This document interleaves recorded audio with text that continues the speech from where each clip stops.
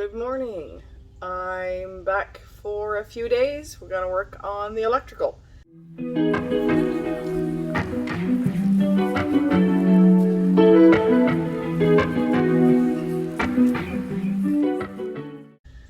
We have a check engine light that keeps coming on the bus, and our mechanic has recommended that we use this to try to connect so that we can download the diagnostic. It's called a Nexiq BlueLink Mini. It's got Wi-Fi, hooks to your phone to an app, and it downloads the diagnostic codes so that we can call him with the codes and see if it's something that needs to be taken care of right now, or is it something that we had a sensor that's bad, or when we disconnected the fuel gauge thing. I forget what it was. If it was just that sparked, or it's something else we're showing. So I'm going to try to hook this up. Problem is, this does not match underneath a 6 plug. So this is not a 6 plug. We bought an adapter that is supposed to be able to cook two together. So I'm going to see if that works. All right, it hooks in there, it hooked there. I have a light. Let's see if it will connect to the app. Well, it worked. The adapter fit. The BlueLink hooked to my phone, and I have 2 engine codes, one for oil pressure, one for engine speed, and one for power supply. So I'm going to call Dan, the mechanic, and see what he has to say about it. And in the meantime, I'm going to work on some of that wiring. So the fun part is going to be going through all of that. We've got a green and a gray.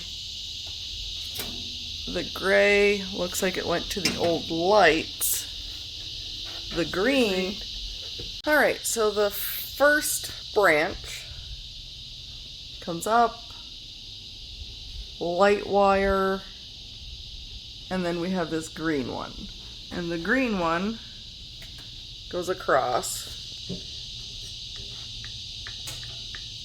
meets up over here, and goes down into the hat channel.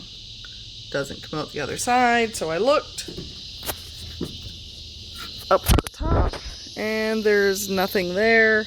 But if you go down the hat channel, we have a light. So I'm wondering if that is for that light. So that's one.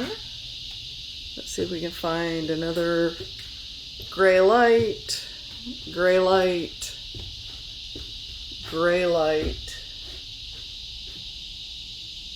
I don't see another green one going down. But I know I have more than...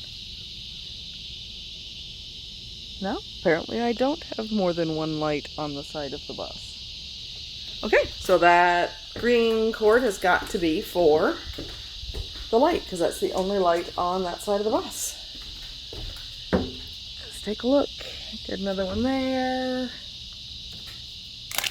And that one, going to that light, oh great, is yellow. Yay, they're not all the same color. Did I expect anything different? So the next one going across the ceiling is going down another hat channel, window channel, whatever you want to call it, to the emergency.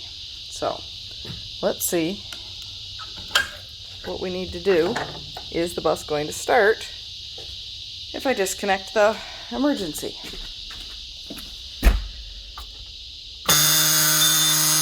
Definitely alarms.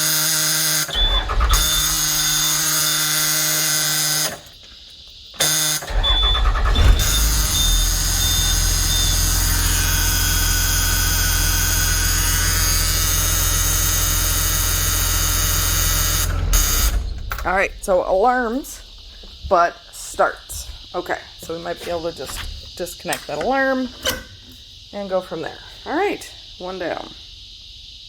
All right, trying the next one.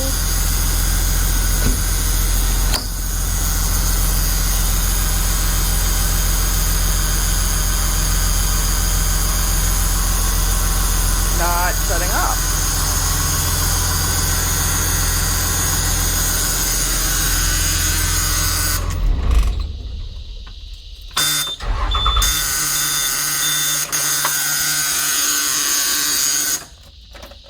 Lord, why is that still buzzing?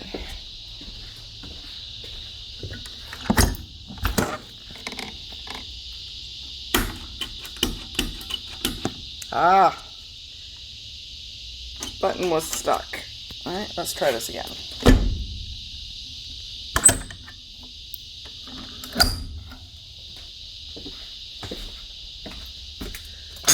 Nope.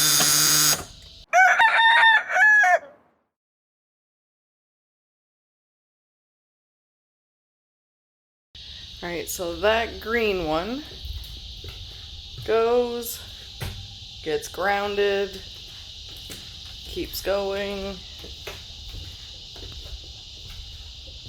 and goes out that hole. On the outside of the bus, there's a light. That must be for that. And then we have this,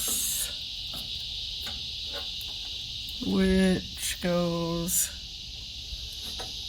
down there.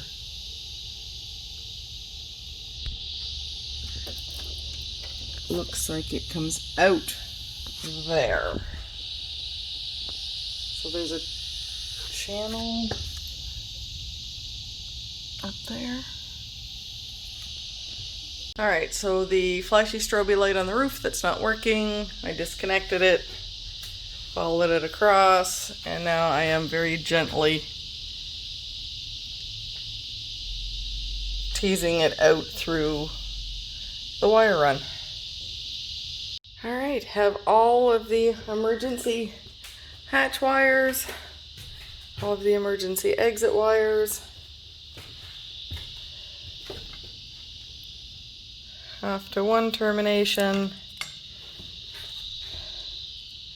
This was for the blinking strobe on the top of the bus. It's off, so now all we need to do is trace it down in through there to the fuse box. And for that, I'm going to need a second pair of hands. Talk to you tomorrow.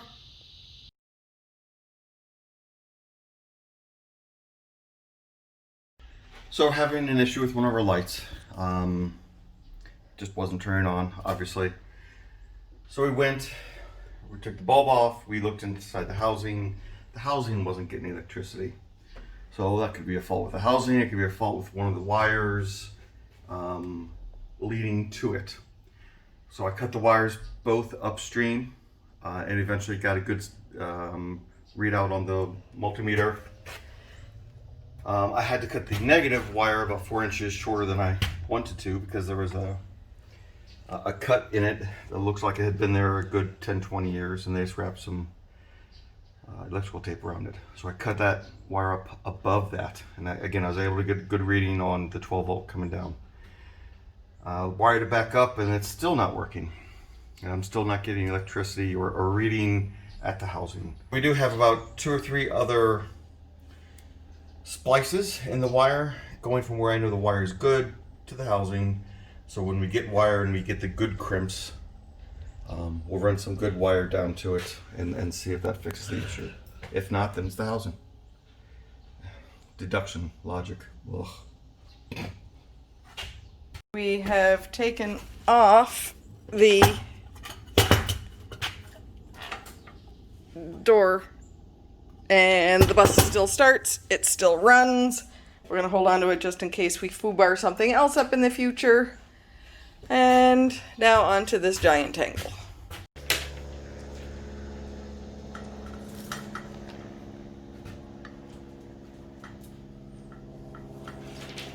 Are we going to take down, yeah, we're going to take down the gray lines, right? Okay.